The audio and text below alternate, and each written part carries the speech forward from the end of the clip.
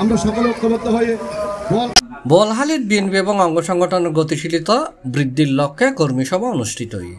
Member বিএনপির সভাপতি বিএনপির সাবেক সভাপতি সেপ্টেম্বরের 1 তারিখ রবিবার সন্ধ্যায় উপজেলার খদুরকুলির 6 নম্বর ওয়ার্ডত বিএনপি যুবদল, স্বেচ্ছাসেবক দল এবং ছাত্র দলের উদ্যোগে এই কর্মসভা অনুষ্ঠিত হয়।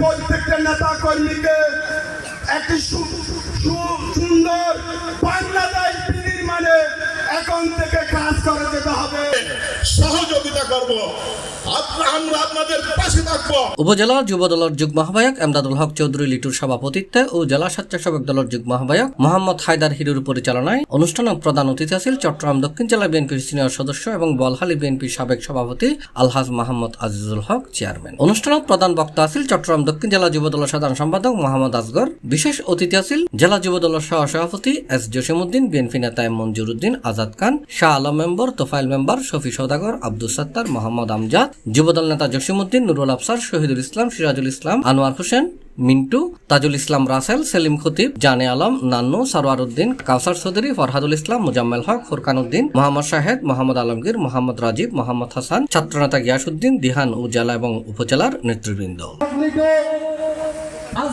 C+ চট্টগ্রাম।